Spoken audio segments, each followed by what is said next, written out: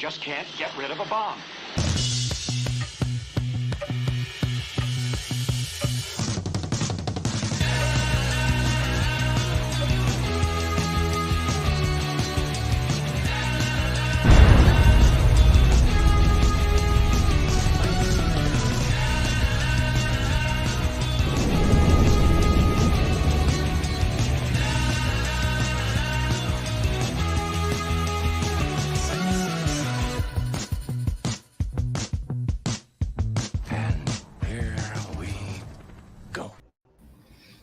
Boom.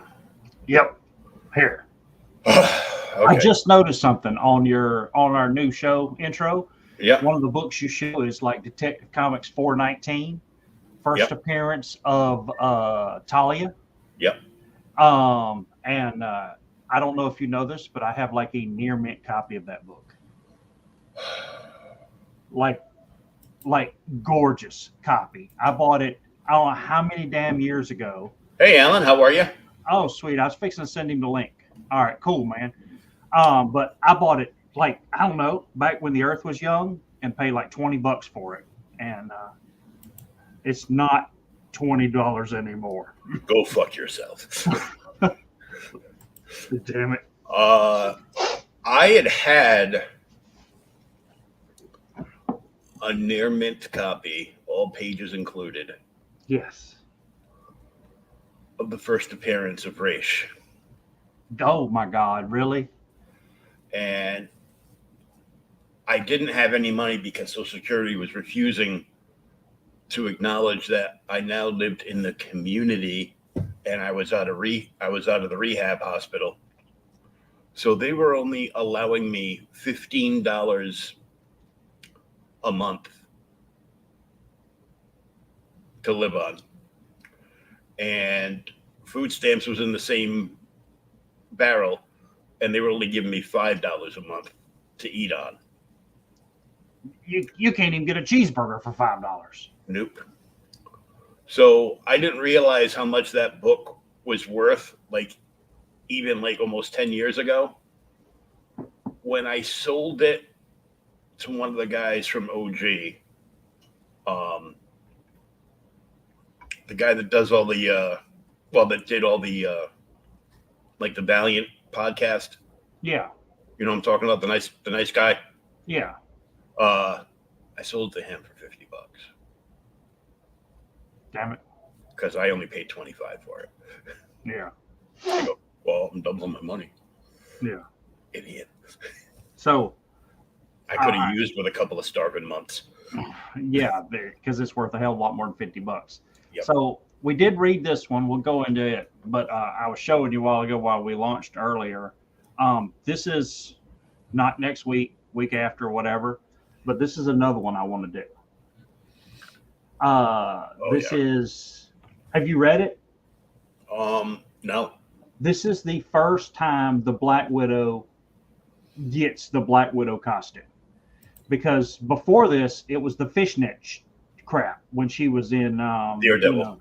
And Daredevil, and she in Iron Man, like in when she fights Hawkeye and everything. But this is when she changes and she gets the new costume. The black suit. Sadly, I do not have an original, but I have a early reprint. Nice. I did. I think I told you. I don't know. I did pick you one up. Nice. Thank you. Yes, it is the deluxe edition. Man, it did just damn $4 though set me back. Oof.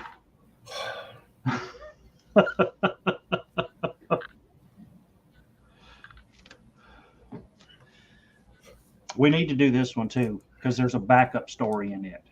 Yeah, we need to do the backup story. Yeah. Yeah. What'd you get? So I got, this is the book this is the horror anthology book that I got last week from 656 Comics in Mexico. Oh, you told me that. Yeah, you told me about it. And this is Dead Stop Tour of Terror. The day they were closing out the campaign, because they had gotten the books in and they were shipping out in 2 days.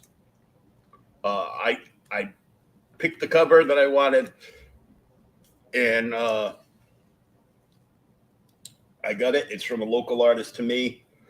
He's from like the Mass area, Southern Mass, and it's called Dead Stop Tour of Terror. This is the guy whose art style is like very like R. Crumb and heavy metal. Dang it. Chi-Chi's. Yeah. And there's his IP, the thing on the hood. Yeah, the little like That's Sully. The skull or something. No, it's not the skull. Above the skull. Oh, the guy. Okay. Yeah, that's Sully from Roach Balls. Damn it. And Rich Aiello did the cover. That's awesome dude. Thick ass book. It is a thick ass book. And he did the back cover, but did it like all in green. So it's kind of like a traffic cam footage of what the hell is that thing. There's some illustrated prose stuff in here. Oh, cool. There's like 4 or 5 stories. That's pretty nice looking art. Oh yeah, there's a few different artists on the book. There's like, you see the blood splatter like over here on the wall. Yeah. It says something in Spanish.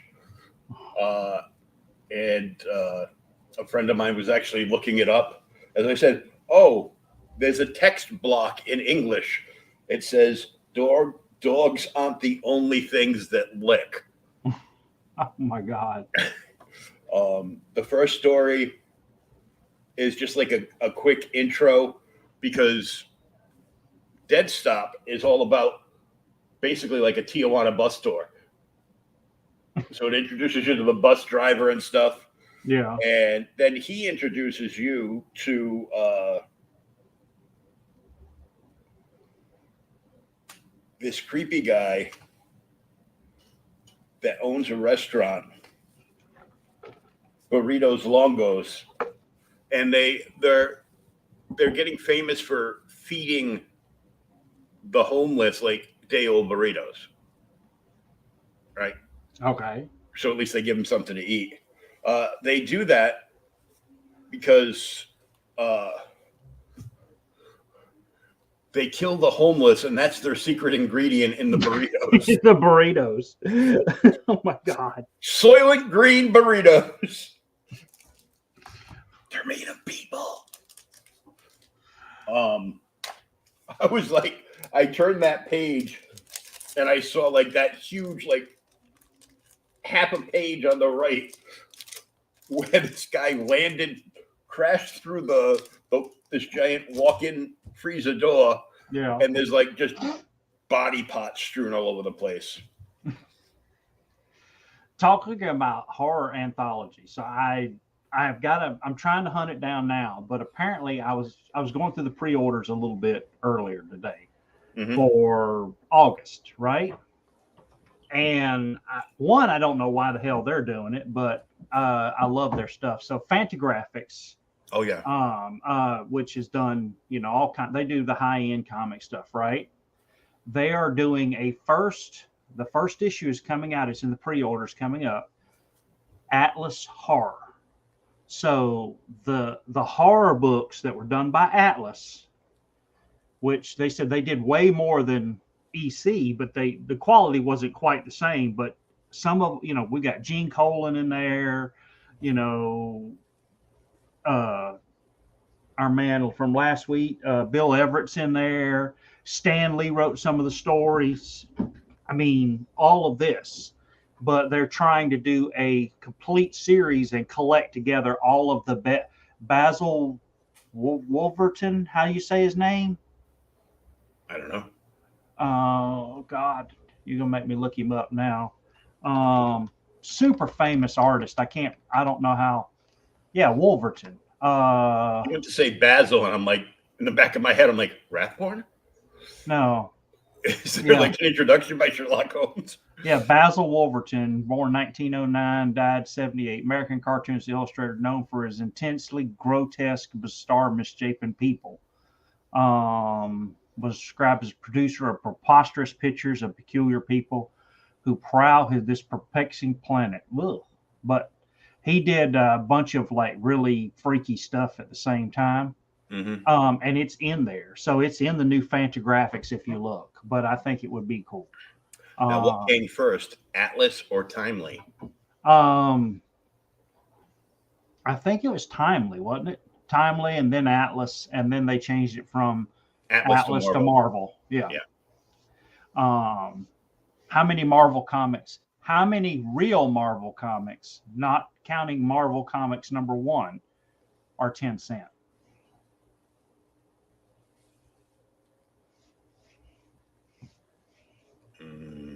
None. Just one. Fantastic Four #1. And then it went right to 12. Went right to 12. Yeah. All right. I did not get any books in this week, but I did not show you this.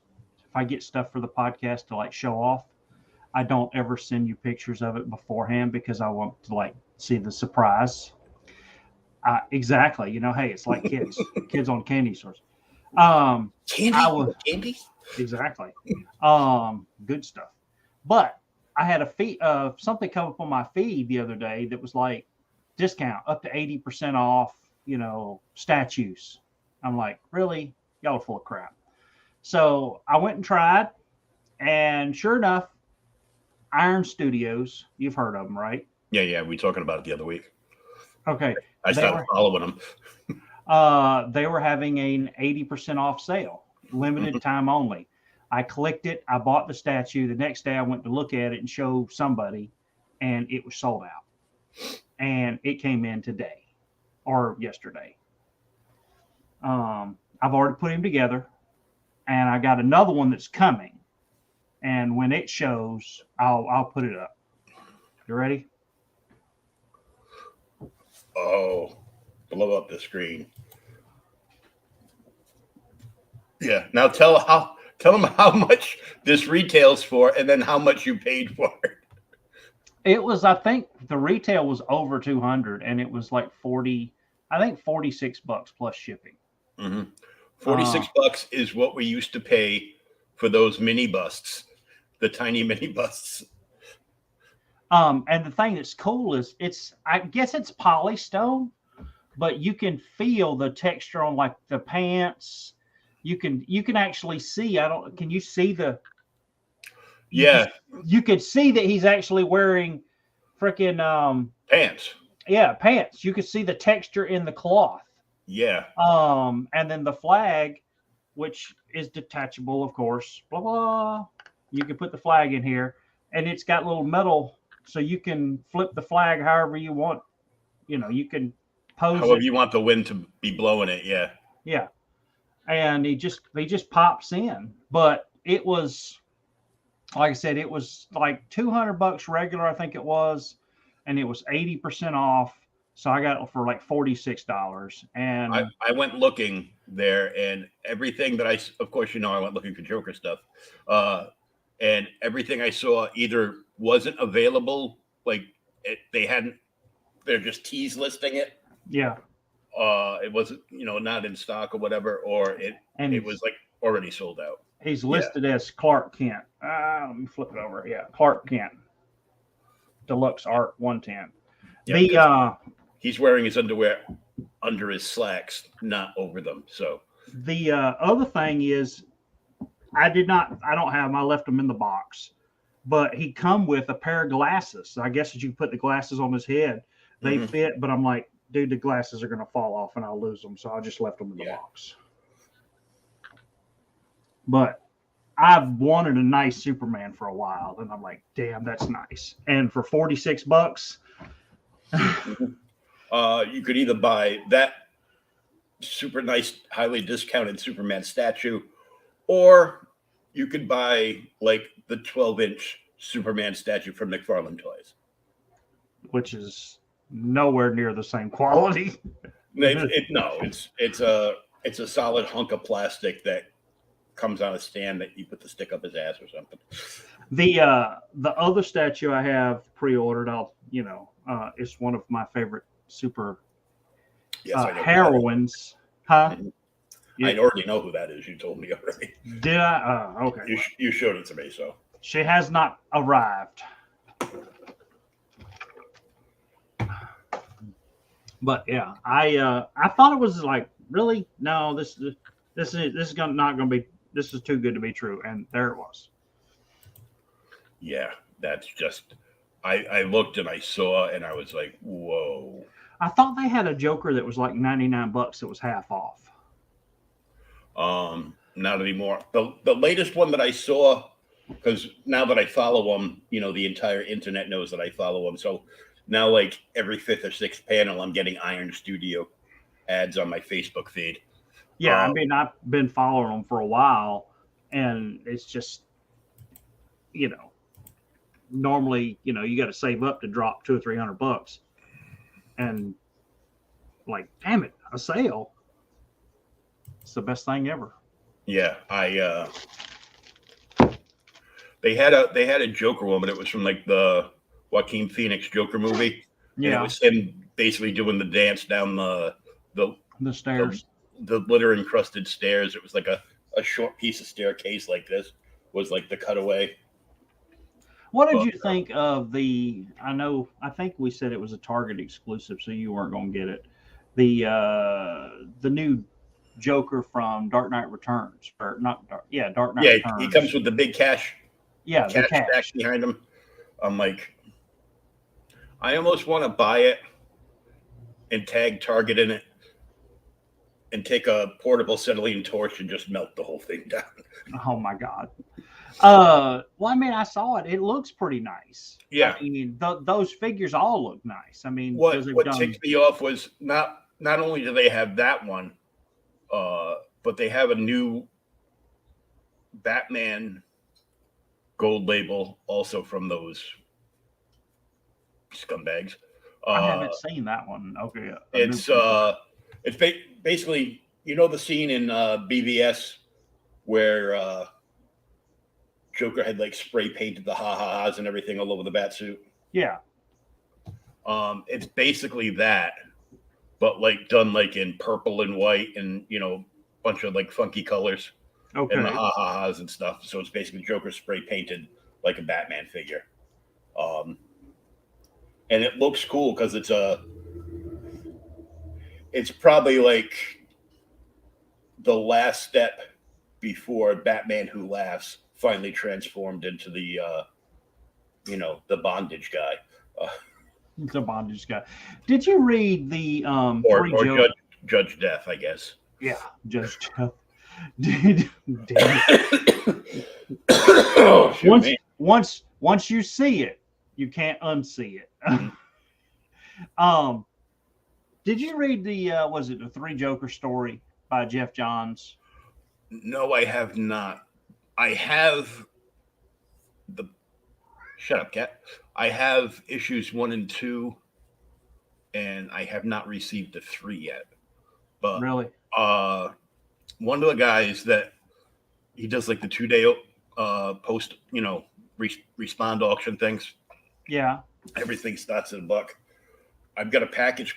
I got a good sized package coming in from him where I've actually snagged at least a half a dozen issues of Black Label books.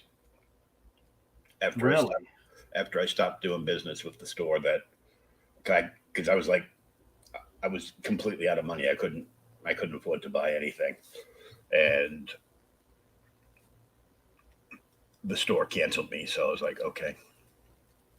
The reason I'm bringing it up is I have not read them. Okay. And I have got them. I saw they were Black Label, but there's a, looking at the pre-orders, they're doing, collected all 3 issues. It's like $10 pre-order. So I'm like, is it a trade or a hardcover? I'm not sure. It's probably a trade at $10. Well, $10 is the discount, sir. Is the discount price. Yeah. I'll tell you in just a minute. Oh, did you see they're doing facsimile editions of Batman #1 and a few other books as well? I'm gonna tell you now. Put me in for two each of the facsimiles. Yeah, Batman #1 facsimile. What's the size it's going to be? Hold on, I'm gonna have to make the screen bigger because I got it. I've got a split screen. I only got 27. My screen's not big enough. Classic issue. Kate Crusader Boy Wonder first encounters the Crown Prince of Crime. Blah blah blah. Will the Dark Knight triumph? Batman #1. Find out in fact. Facsimile edition of Batman #1 featuring original stories, backup features, and ads from 1940. Shipped September 12th, 2023. Writer Bill Finger, Bob Kane, Jerry Robinson, Sheldon Moldoff is the artist. I was trying to see if it had dimensions, if it was going to be larger or if it'll be a regular size comic. Yeah, because those original early issues were like all oversized. Yeah, they're oversized. They're in between silver and Gold. And gold. Gold size. Golden Age comics are in between silver and magazine size. They're kind of like a weird. But there's that one. They also have. Oh, there's another talk about Black Label too. There's another book coming out by. It's called Batman Gargoyle of Gotham by Raphael Grant Eisner Award-winning storyteller. It looks pretty cool. They're releasing Gotham by Gaslight. Where is that Joker book? And then I can tell you. Yeah, right here. Batman 3. Yeah, it's trade paperback. Okay. Yep. Yeah, so they're doing Batman 1. What was the other one they were doing? Detective Comics 58, which is the first Penguin.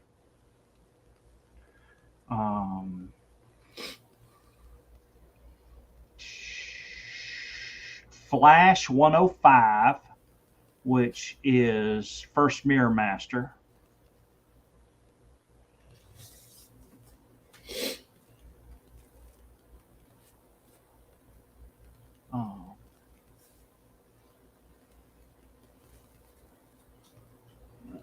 That may have been all of them. I'm having to thumb through it right quick. They're starting a new Power Girl series. Whoop-de-doo. Oh, come on now. Yeah, I think that may be it. Oh, the only other thing that hit me too, looking at this, is they're doing a new Wonder Woman series with Tom King going to do Wonder Woman. Oh, joy. Ah, come on now. The depressive writer. But he does a good job a lot of times. If I see any more of the facsimiles, though, I'll let you know. So you want Batman 1 and Detective 58 at least? Yeah. No Flash 105, no Mirror Master love? Oh, yeah. I said ought to be two of every facsimile. The thing about that one though is it's I can't remember the writer, but Infantino is, dude, he is one of my favorite Silver Age artists, and he is amazing. Mm-hmm. And half the people that read comics now have no idea who the hell he is. And I'm just like, come on. Probably because most of the people reading modern comics just learned to read about 5 years ago. Well, you got, and I mean, him and Murphy Anderson are just insane. I mean, but they did. I discovered them, besides the Batman stuff they did on damn Adam Strange, because I love him. He's just so good. Speaking of extra good books, though, you said you did read the 143. I did. Yes. This This book was freaking awesome. Well, let me put my glasses on because it looks like she's phasing on the cover. Oh my god! Oh no, there she is. She's not phasing; she's just really stiff. Damn it! Now, this is a big point of contention for me. What? Because they call this race the Nagara. Yes. This whole time, when I would see this cover, I was thinking, "Oh, it's the Brood." Yeah. Is the Brood the Nagara? I thought it was. I thought this was the. I thought that. Well, now this is a different. This is first appearance. It's like, damn it, you're making me look shit up. Oh crap, dude! Type in first appearance on Google. First appearance of Miles Morales, Batman, Deadpool, Wolverine, Venom, Spider-Man, Superman, Gambit cards. If you don't know what the first appearance of Batman is, your ass needs to go back to bed. Get up in the morning.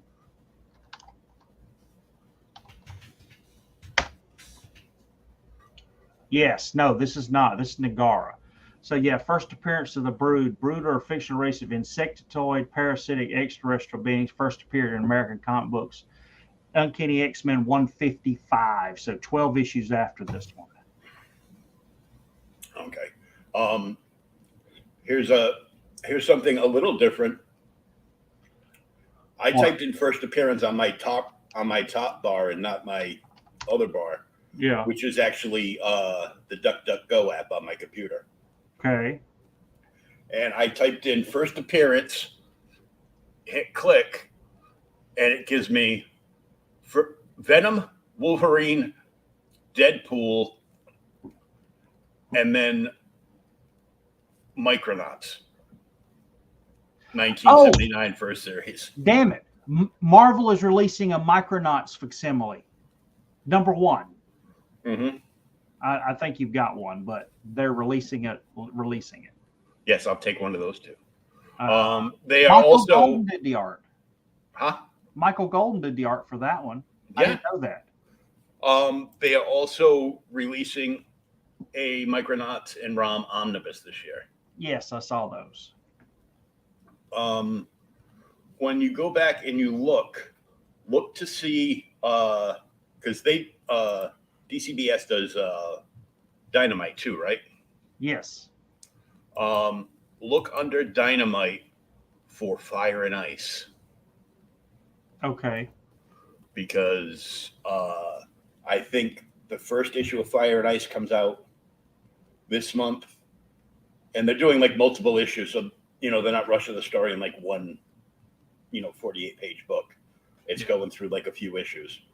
The Fire and Ice by Frazetta. Yeah. And it's Dynamite, so there's multiple covers. Yeah. But of course, as we all know, one of my favorite modern artists is Joseph Michael Linsner. I stalk him on the interwebs. And he, of course, is doing covers because he is the official cover boy for Dynamite. Dynamite. Yeah, he does he Betty did a Conan Pages. cover too. He did Betty Page. He did Conan. He did some Conans. He does Red Sonja. Yep.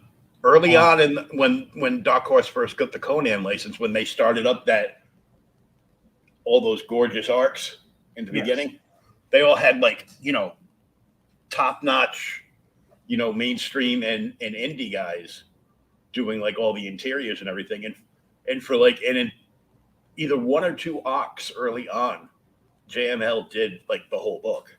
Yeah. And followed by Timothy Truman. So yeah, Truman was awesome on Conan. Oh yeah. And oh god, Gary Nord was amazing on Conan. Oh yeah, I met him. Did you? Yeah. The show that EVS didn't show up to in the Boston area. Yeah. Because apparently that was the time that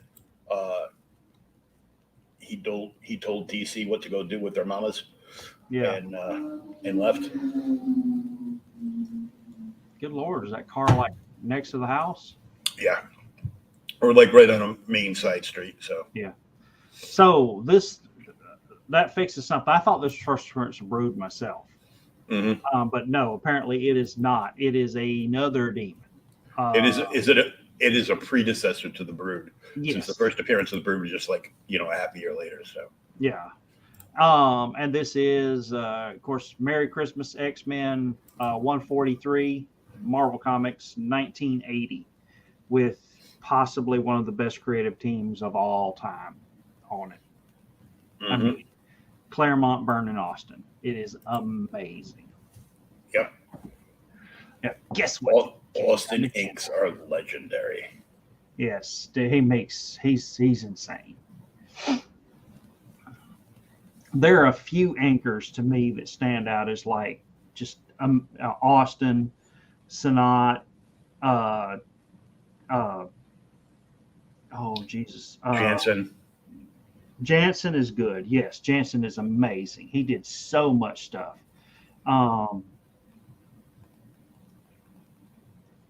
He's also a great penciler, and I forgot. I have to now brain come back. Damn, I hate getting old. Whoa, hello, Storm. Yep. You know what's funny is when I started reading this issue, because I'd never read it. It's one of the things I wanted to read. It starts with a flashback, but doesn't even damn tell you it's a flashback. Not until the end. Now, when I first looked at this page, yeah, I was like, "Oh my God, it's a DC crossover! Apocalypse and the demons are crossing over into the Marvel universe." My parademons will be there momentarily. Yep. Yeah. I heard from somebody still on the Marvel subject that Ollie's is carrying Marvel Legends figures. And if you ever wanted to set up a diorama with, like, I don't know, 50 to 100 of the hand soldiers that's where to get them surrounding Daredevil, you can now do it because they're like $2 a piece at Ollie's. I'll have to go back and check. I have seen some of the Marvel Legends figures there. I came close to buying they've got a classic Black Widow Marvel Legends figure there, but to me it doesn't look that good. I know it sounds crazy. The Marvel Legends movie Black Widow figure to me looks better, and they have a White Widow figure there as well. I've got if I still have it, it's packed away somewhere. I've got one of the like the Marvel Direct to like the comic shops, but the retail stores also carried them, like the big packages like this, and they would have like some kind of background or whatever to them. Yeah. I've got 2 different Electras, and I've got a Black Widow too. Oh, sweet. That was a great series that they just canceled. Oh, get on my nerves sometimes. But yeah, so these are not parademons. These are the Nagari. And they are attacking Storm. And, she's in, they're attacking her coming from this damn pedestal here. Wait, are the Nagari the same aliens from the first Avengers movie? They may be. They may be. All right, hold on. I'll let you explain this right quick while I let the stupid cat out. Okay. Let me look to see what I'm explaining. So they're all coming through the portal, like they're just blasting through the top of this portal. Come on. And coming and attacking Storm, but when she retaliates, they're just vaporizing. So they're like they seem almost like phantoms. So it's basically like trying to attack Vision, where he can attack you, but he just phases or just disappears. So these creatures just like turn to like puffs of smoke when she attacks them. Like they weren't really there. They were like almost like phantoms. And they go away when she like blows up the damn monument, the pyramid or whatever it is. Or so we believe. Yeah, because this is the only way that I knew it was a a backup story. It says there at the bottom for see X-Men 96 for the rest of this. I don't think I can afford X-Men 96. Actually, no. But it's in that book that you sent me. I sent you a damn copy of it the other day. You better read it. Oh yeah, but yeah, shake into her soul. I do like the whole time. Time just marches on, and it's like she blows up the door to the dimension that the Nagari are coming out of, and then months, years, weeks later, whatever, the demon comes out and stalks off into the snow. Boom, boom, boom. Yeah. And then we get introduced to this lovely couple going to get their first Christmas tree together and die a horrible, gruesome death. He's such a romantic, and he is. You're so sweet. I think I'm thinking very naughty thoughts. What are they? Oh, something's moving over here. Did you think as bad as I read it? When the monster grabs him by the throat for Douglas, death is virtually instantaneous. His wife has time for a choke cry, so she actually suffers a bit. Suffering is their lot in life. Yeah. And at least that's what they tell us on TikTok. Dang it. I'm so oppressed. I'm only worth $12 million.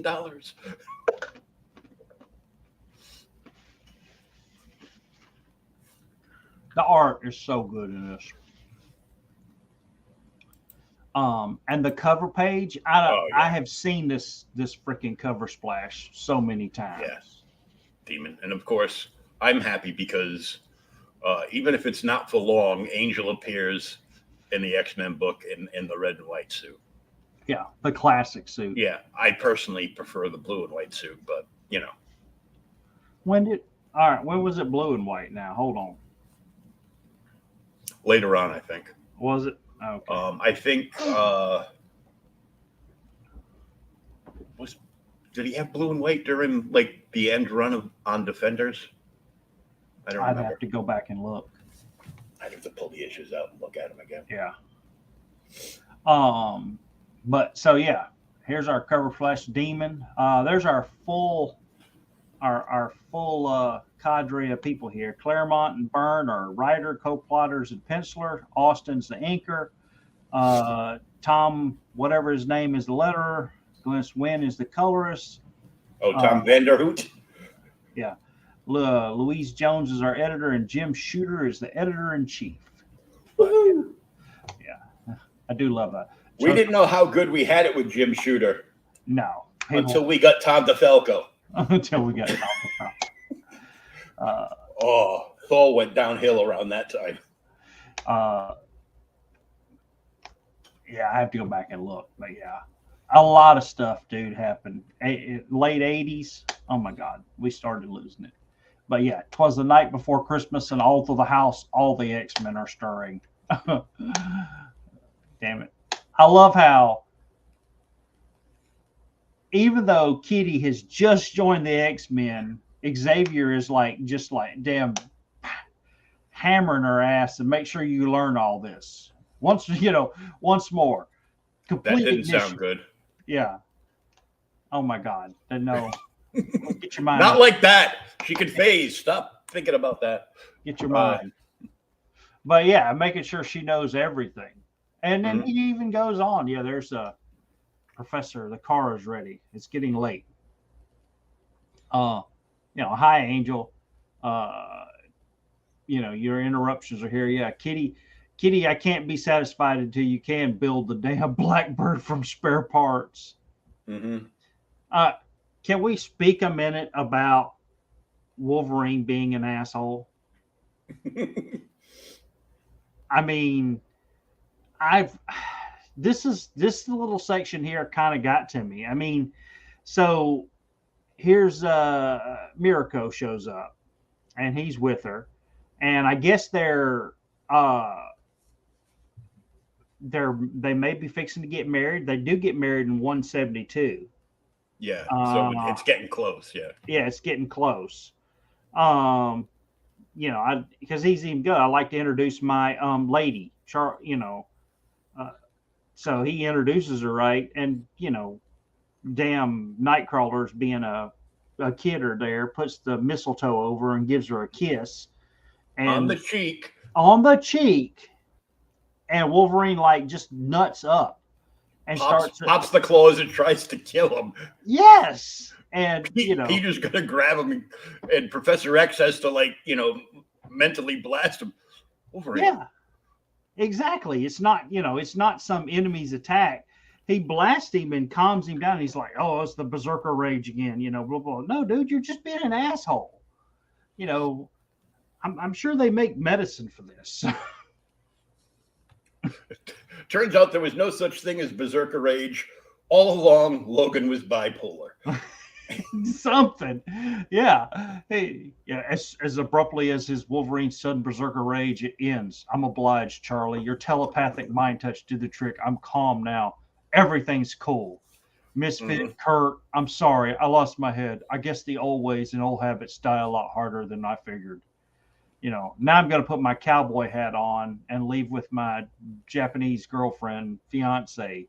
Mine are a killer's instinct. They always have been. No, dude, he's wearing the cowboy hat specifically because it's the only hat that will let his finned hair stay up around the brim. Is that what it is? Oh God! And Kitty does the same thing to Piotr. Yeah, I've never seen a piece of steel blush before. Yeah, exactly. Yeah, and it's kind of cool. I mean, she's. What is she like? 17, 18 here, something like that. I mean, and he's not much older, 21, 22. No, not much. But yeah, he's blushing, and I love that Nightcrawler's like, it's a good thing you only kissed him on the cheek. Anywhere else, and he'd probably drop dead from shock. I'm regret rescuing you now. Are you? And here comes Storm shows up, dude. She is always, especially in these early issues, she's always on point. Yeah. Dude, she is so freaking in charge. I brought the car around. We're getting ready to go. And then, so they get in the car and because Cyclops had already quit the team. So yes. She was team leader now. Yes, she's team leader now. They all get in the car. I love how Peter has to just pick up Charles and carry him wheelchair and R to the vehicle. They get in there, and then Angel decides to leave. He's got a date with his other lady, Candy Southern. It's a really weird name, but we all know because we read. That's her stage name, yes. Yeah. We read Dazzler number 17. We know where he's really going. We know who she is, yeah. Yeah. Yeah. And then Kitty is left alone. Finally, they're all gone. What am I going to do? They're all gone. I'm alone. What you're going to do? You're going to watch TV and eat popcorn. Yep. And then this is kind of cool. She talks about how smart she is and all this. And I had forgot that she's actually Jewish. It's Hanukkah. Never spent Hanukkah away from home before. I wonder how mom and dad are doing. Of course, she calls them and they don't pick up the phone. And as soon as she hangs up, the phone rings and she picks it back up. Because, back in the day, here, this one's for the other people. Was it star 69? Would call back the last number that called? Yep. I think it's star 69. Yeah, so, it was, yeah. So she thinks that her mom and dad have called her right back. She picks up the phone as soon as it rings, and it's Scott. And he's, hey, he wants to call and check on the X-Men. How are they doing? Because he's left the team. after freaking Jean Grey got killed, died. Mm-hmm. And Scott's out just doing the whole wander the world or America, trying to clear his head thing. And he's found this boat with a captain here that's actually hiring people. So he's going to get a job, and happens to be a girl, a lettuce or whatever. So they go in, and I guess we'll see what happens to Scott later on. But then we flash back to New York, and Kitty is by herself in the mansion. Mm-hmm. And so she's just bored, so she's going to clear her head, so she's going to go to the danger room. This is kind of cool, the fact that they do notate that because there's no one in the actual control room in the danger room, she can't set it to do a control skit. She can't do a violence. It has to be just a workout. Yeah. Because no one's there to monitor if something goes wrong and she gets, hurt. I do like the explanation too of her powers here. She concentrates being able to repress excitement, and she phases through the floor, literally falling through the vast empty spaces between atoms, those of her body sliding between those of the metal. So the spaces in between the atoms that connect us and the objects around us is what she phases through. Somehow I missed that one, but I mean, I knew what her powers were, but that was a good explanation to me. And she just goes and works out. And of course, she works out by herself. She doesn't have a damn spotter. And she pulls something in her leg or thigh. There's a twinge in my thigh while she's doing damn Olympic level gymnast stuff. There's a twinge. Yep. What exactly does a twinge feel like? It hurts.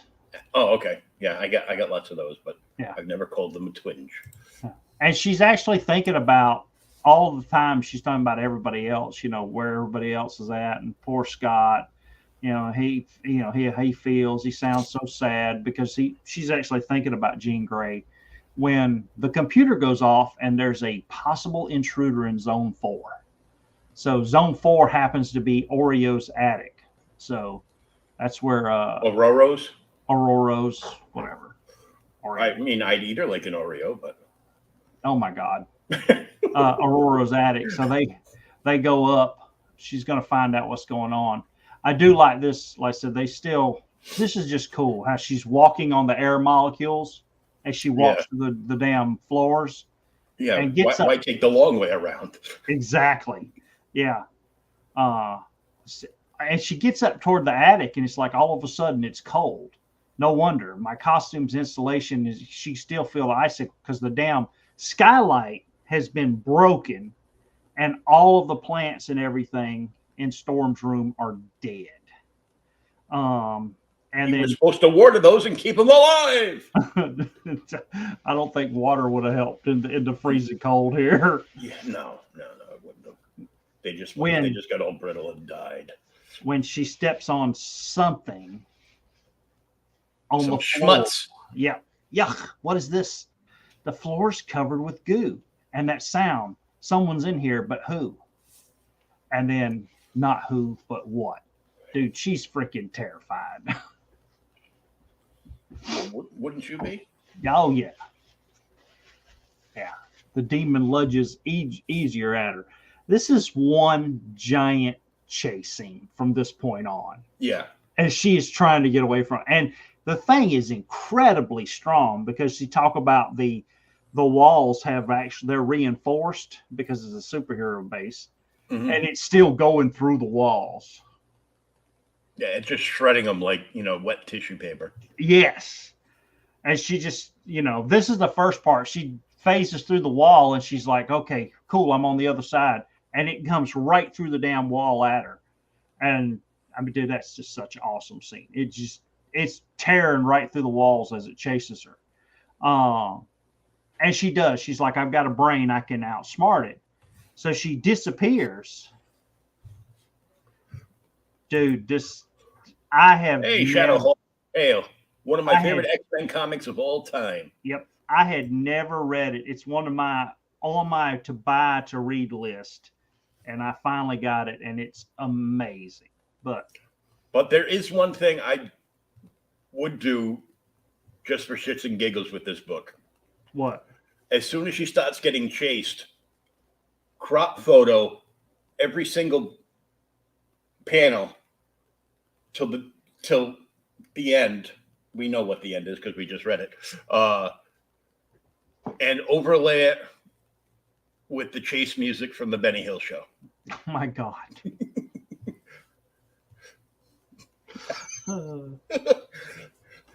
Oh, sometimes. Look, I did a totally inappropriate thing to Kitty Pryde. Damn it. I do like I said, the explanation of her powers and everything is so cool, but she phases through the stairs and she says it's like her scent will just disappear. Even Wolverine would have a problem catching it. So but she not the Nagara. Yeah. Well, she says he's smart. So she phases through the damn stairway and then turns around and phases through the wall and goes into the stairway near the hallway. And she knows the phone's there. So she's going to reach out and try and call the damn X-Men and get them to come back. So she opens the door, and when she does, she's like, oh, the X-Men will show up and be bye-bye Beastie. It's already there. The monster has circled back around and found her ass. It's already there, and she starts to phase as she starts to feel its touch.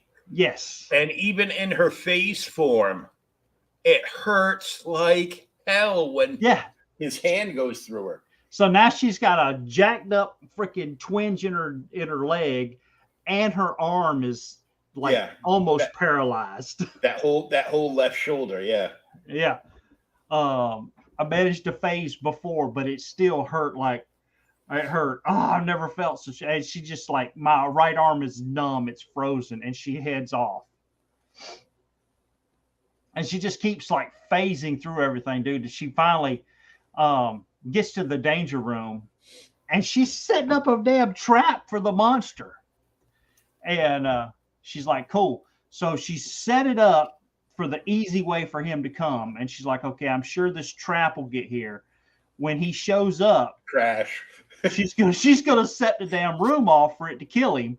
Only she's like, unless he isn't merely smart, but really smart. And then I think I got my answer as he comes through the damn door to the danger room, control panel or whatever, control room. The control, yeah.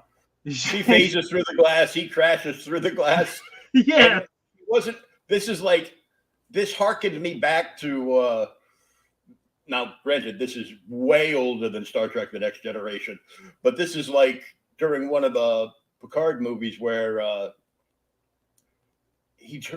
with the Borg, where he turns off the safety protocol so that the holograms can kill the Borg. And she tried that, and it didn't work. No, it just goes around. Yeah. And he shatters the armored, unbreakable glass. Just dives right for her. But now that she's in the damn room with the monster, he sets off the actual danger room. So it starts attacking him. And he's just so pissed off. He rips up the floor. And when he rips up the floor, it sets off fires, everything. I love the little scream as she was running away from it.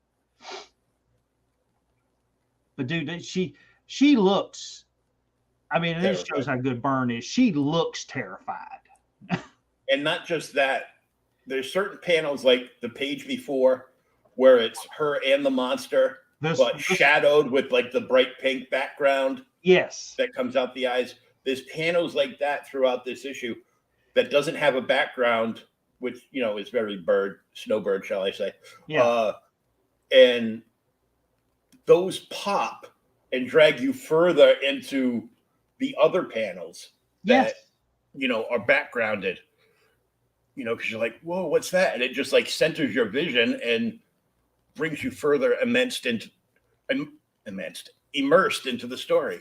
Oh yeah, dude. I forgot language. The thing too is because it's such a long chase scene throughout the whole book. It really does. I mean, you have a chance to see everything she's doing, and you're moving along with her. And the damn monster never says anything. I mean, we don't even know if he can talk, and he's just after her. He just growls a lot. Yeah.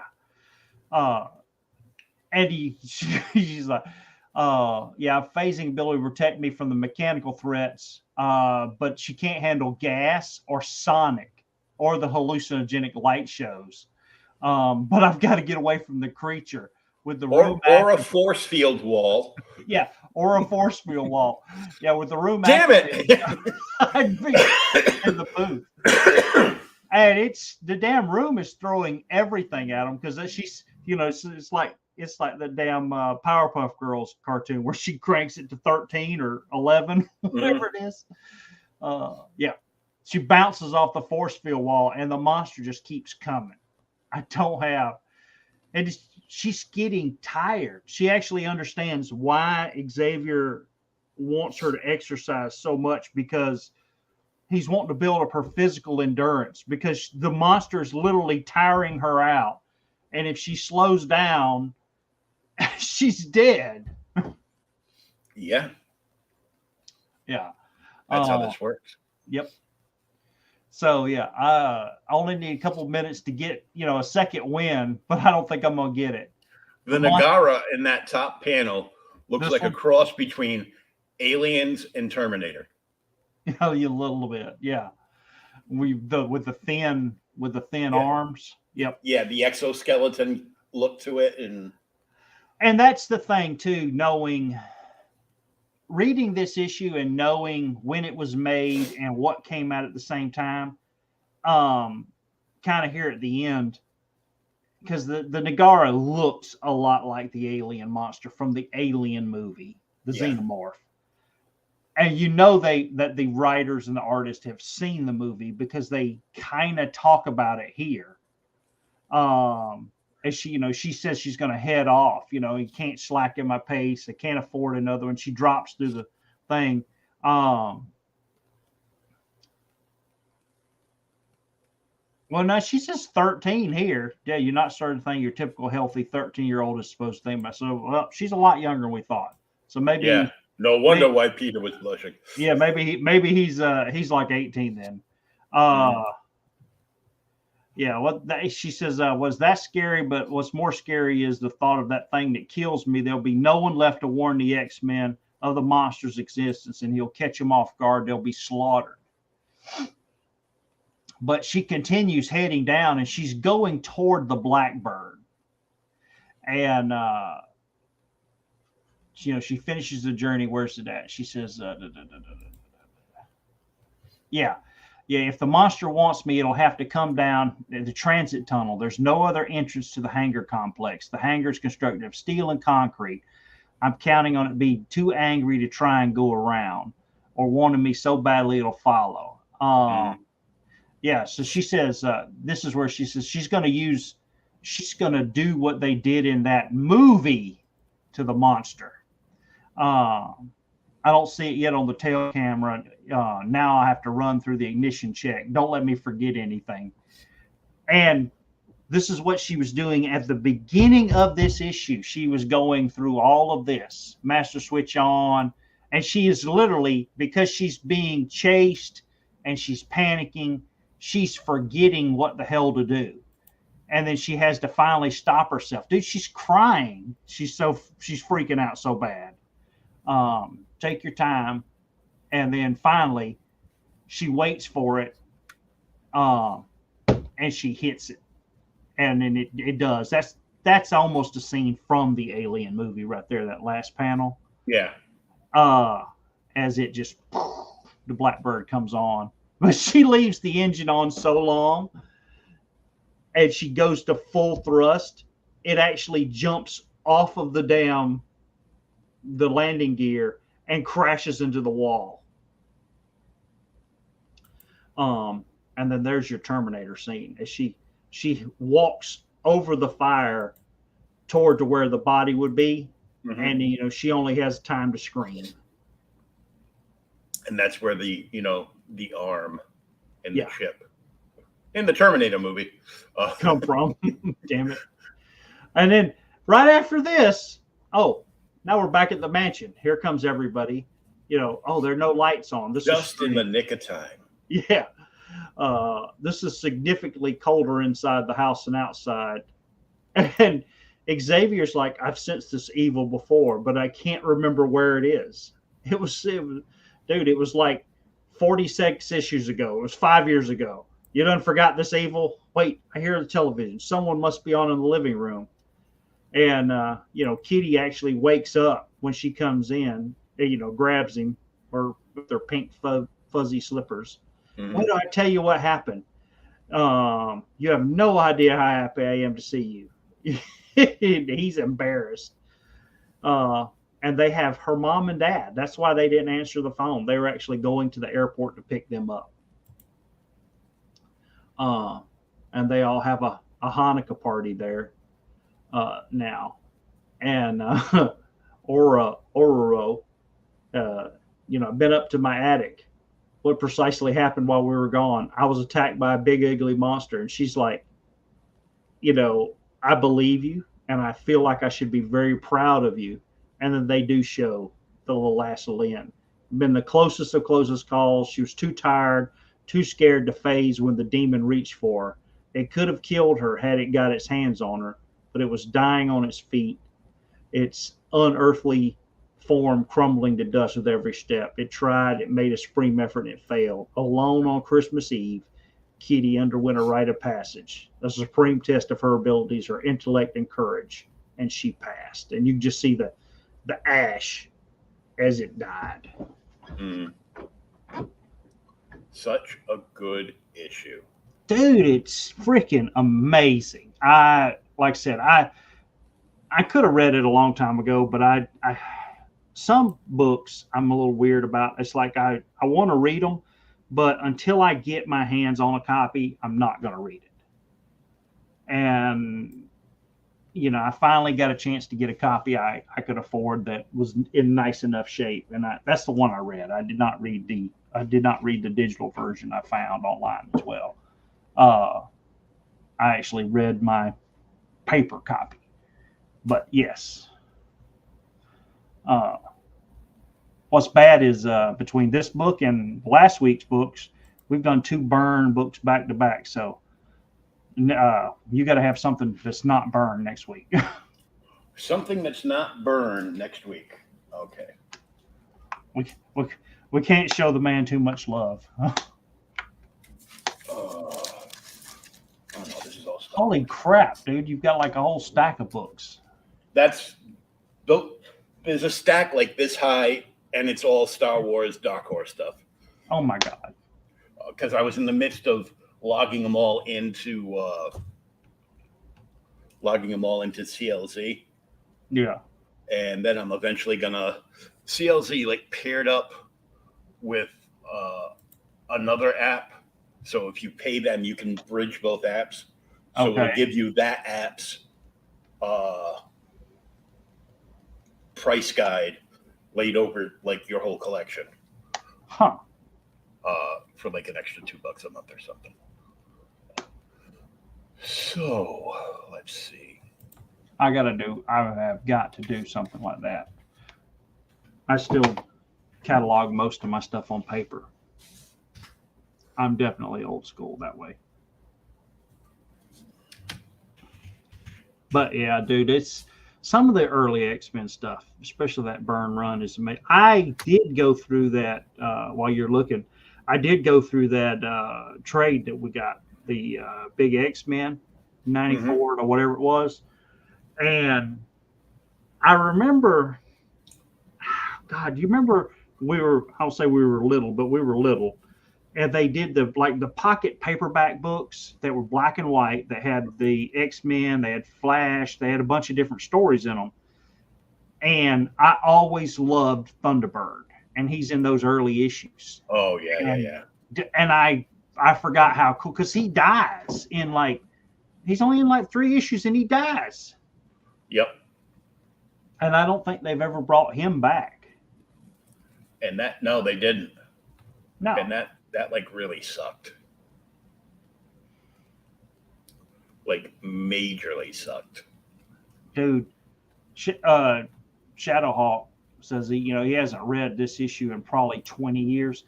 The issue is amazing, man. Thanks, Shadow.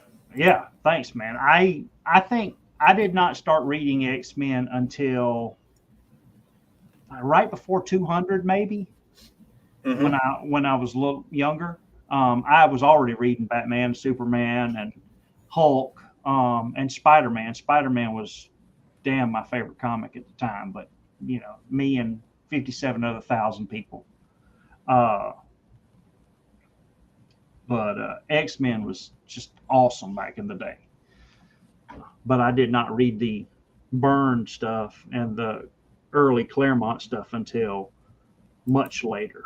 And then I'm going back and rereading it now because I haven't had a chance to read it all. So I'm bringing up. You found it? I'm bringing up the book for next week. It's a novel-length Sea Spectacular with a special surprise villain. Oh Lord! Oh, who's it gonna be? So, I'm not telling you who the special surprise villain is, but I am going to share the image.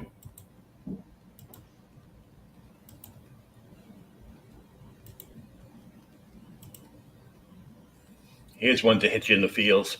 Oh, damn it.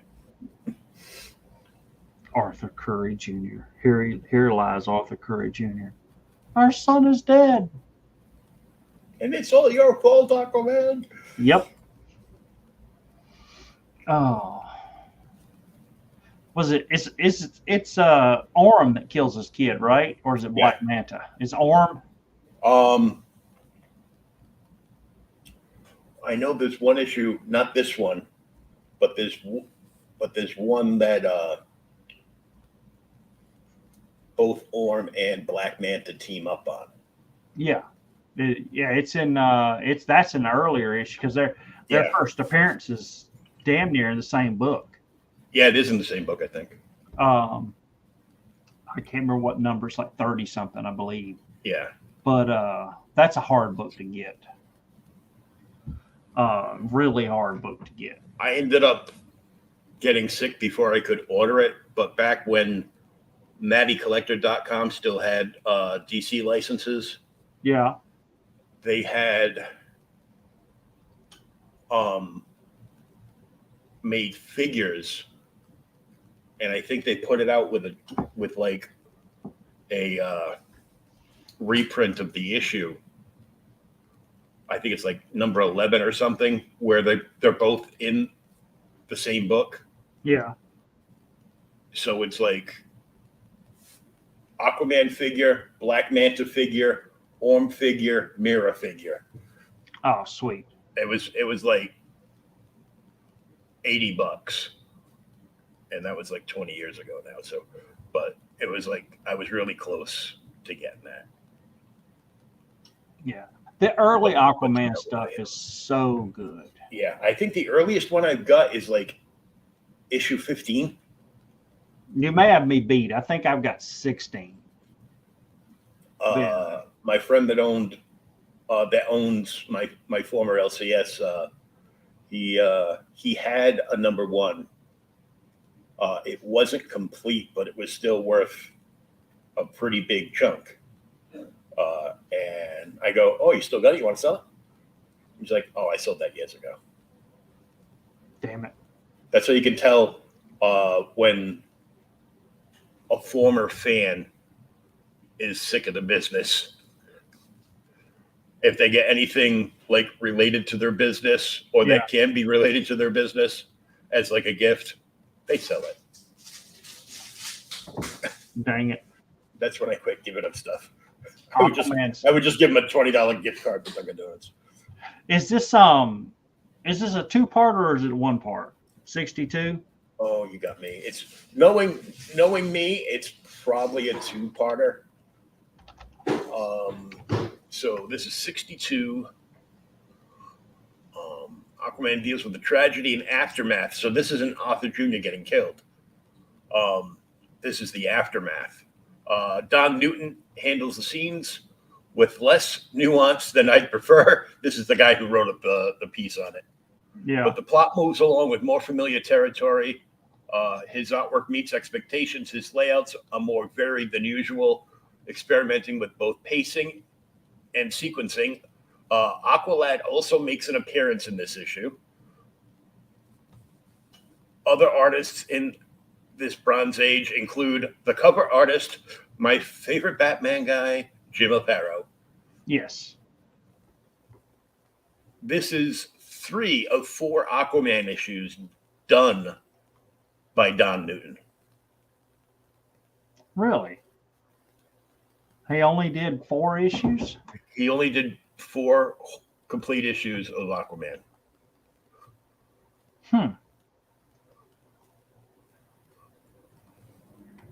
It doesn't say in here.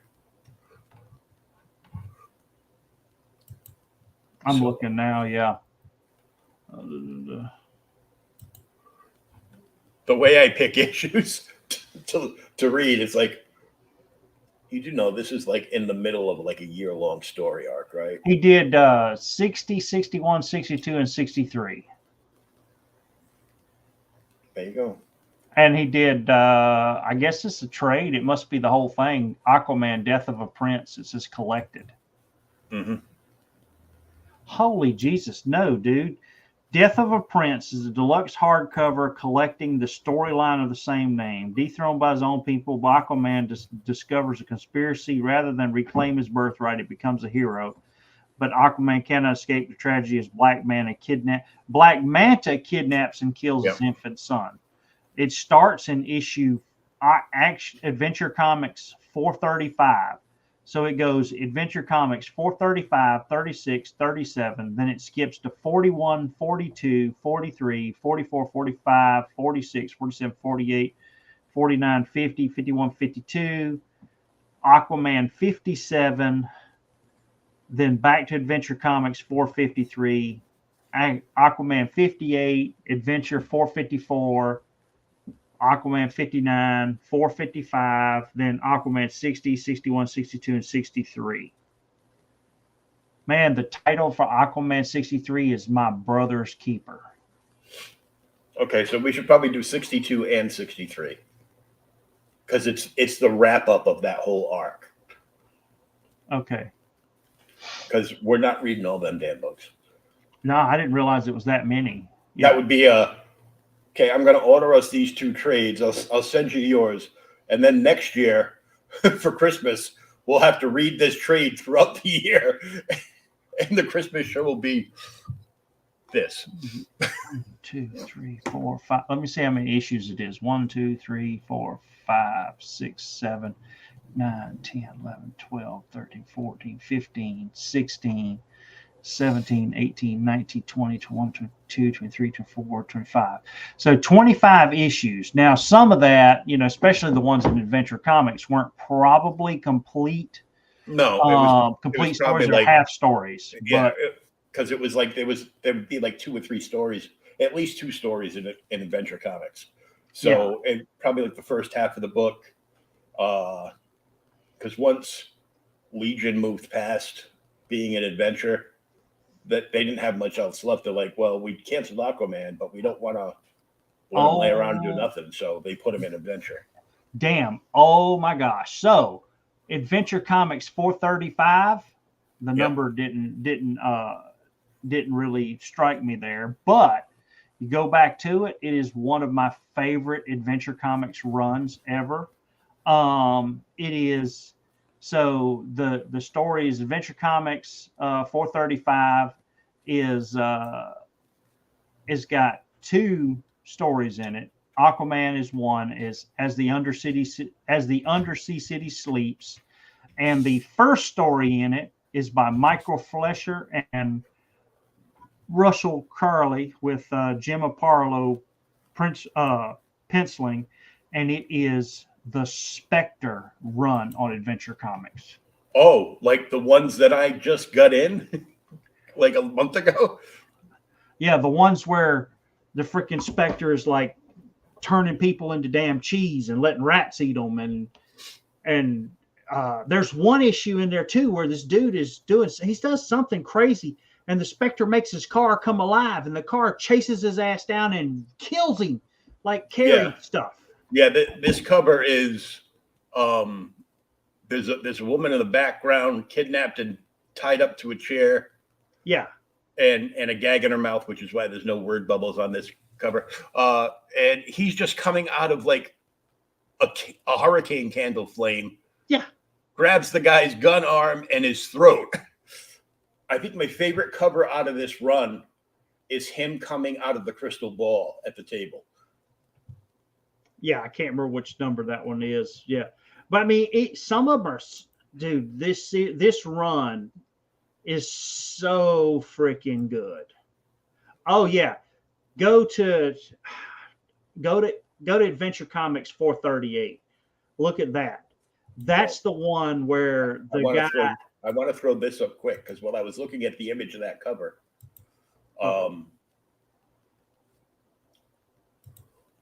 I found the original piece of art for it. The original piece of art? Oh, sweet. The original Bristol board with all the notes on it and the SIGs down the bottom signing off on it. Yep. Approving it to go to print. Yep. So 438, you said? Yeah, I think 438. That's the one where the damn zoo goes to attack the guy.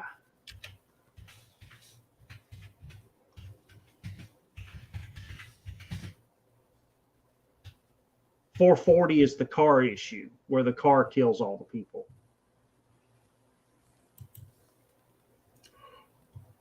Oh yeah, where the guy's getting ripped apart by the apes. Yes. The Museum of Fear. This is one of them that I don't have. Yeah. I have most of them. Yeah, I think I've got the whole run. It's amazing. And it's so, I don't want to say it's so much better, but it is so much better than 90% of the Spectre stories by themselves. Because some of the, like Spectre 1 is, it's a Spectre 1, but it's kind of a cheesy story. And, he like uses rocks to hit people and stuff. And then, you go on and then you get to like, I think it's Spectre number 5. And the art, and I think it's Spectre 5 is by Bernie Wrightston. So I mean, it doesn't matter how bad the damn story is. And 437, there's just like a ghastly green flame that is making up his cloak on the bottom of the ocean, where this guy, whatever he did, is being held by a skeleton at the bottom of the ocean. Well, this big-looking prehistoric fish is about to eat his ass. Yeah. Well, let's not use that phrase nowadays. Some of the kids watching might get too excited. Oh, God. There were lots of damsel in distress covers because 439, it's got, a guy with a submachine gun trying to kill the Spectre. And there's like an April O'Neil looking girl, yellow jumpsuit and looks to be like reddish brown hair, kind of just like, lying on the ground all tied up. I'll have to go back and try to see if I can find the one that has the Bernie Wrightston art. Spectre 5 is written by Neil Adams and penciled by Neil Adams and inked by Neil Adams. Mm-hmm. Yeah.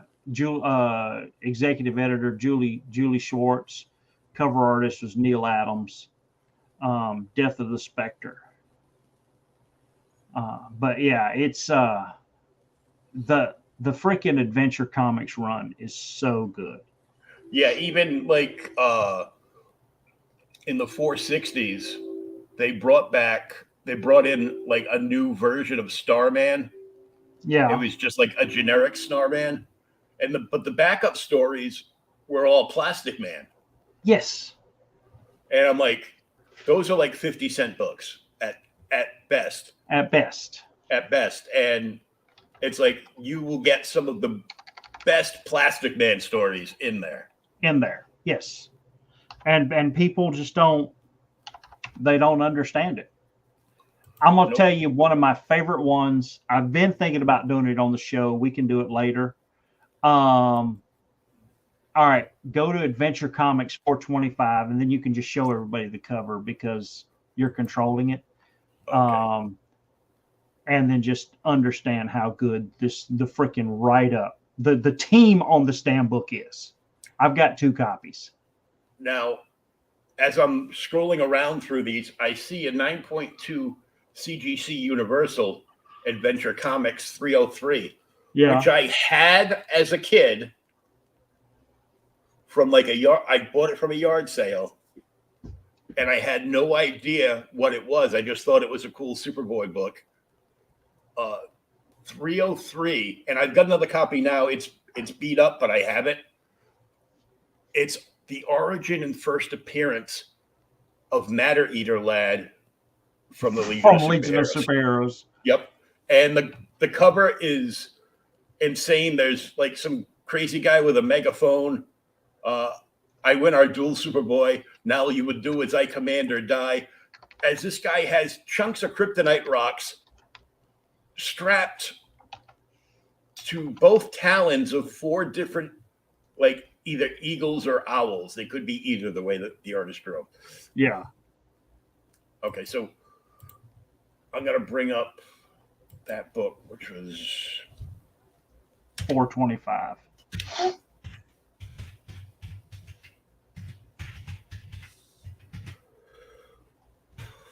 Yes, folks. Sometimes we just randomly talk about crazy comic books that we want to read or have read. Oh, we read this one already. No, we haven't. This isn't the one that I picked. 425 is January 1973. It's got the vigilante there and the horse on the beach. On the beach, it's got a flying Pegasus on it. Yeah, that's what I mean. Okay. Underneath him is the beachfront, though. Yeah, but yeah, you got cover artist is Kaluta, and then you got the writers Lynn Marin, and the penciler and the inkers and letterer is Alex Toth. Oh yeah. 425, 26, and 27, I think, are the Alex Toth issues. Nice. No, 25, 26 is the vigilante there. Okay, hold on. Maybe it's 27. Yeah, go to 27 has got Aparo. It's one of the horror books. I think Toth is in it too. Oh crap. 28 is damn, I have one of these. 28's first appearance of Black Orchid. And this is the other anchor I was trying to think of a while ago that my brain stopped, because he's a penciler for 428, Tony DeZunga. Tony DeZunga. Yes, dude. DeZunga and John Buscema on Conan are freaking amazing. And DeZunga goes on and does some amazing work by himself as a penciler and an anchor. Okay, that's for what issue? I'm not looking for. I'm all confused now. You threw me out of my comfort zone.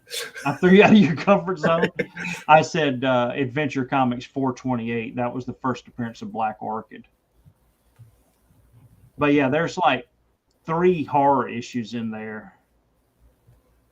Yeah, and there's some of them like even some of the Spectre ones, they change Adventure Comics title to read Weird Adventure Comics. Yeah, it goes to Weird Adventure Comics.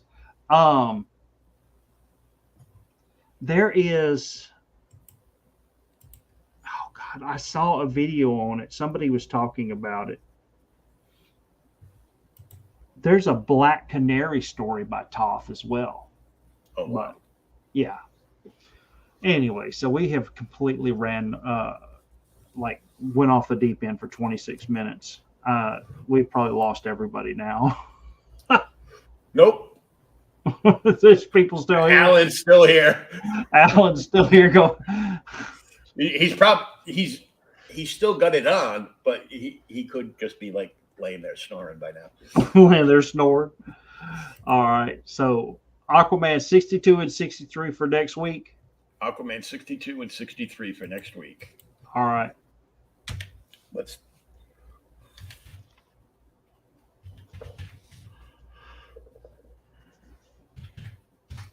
Oh, excuse me.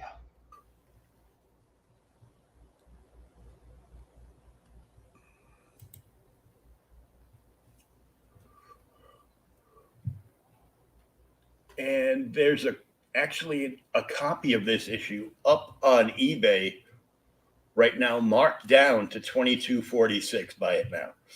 Which one? The 62? Yeah. Yeah, I don't think I have a copy of that one. No, I don't.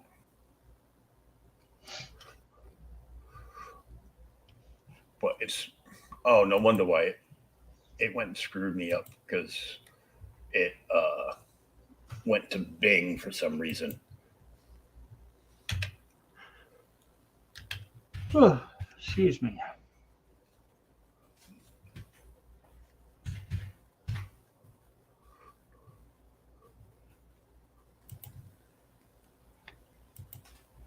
There we go. So we showed this one. 15.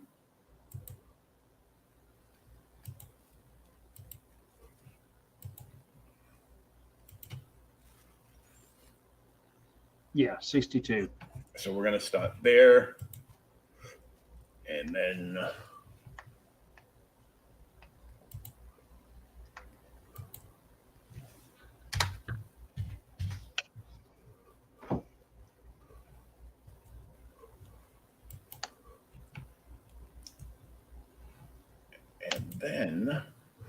hit the right tab, stupid. There we go. And then we'll also do 63, which is a much more familiar looking cover with Orm. Yeah. And this is kind of like the end of the storyline. Yeah. And look how vibrant all those colors are for like way back then. Oh, yeah.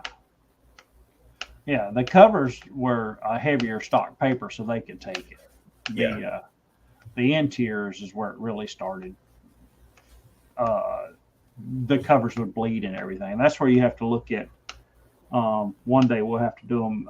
It's another X-Men run, like X-Men, God, I don't know, 56 or something like that.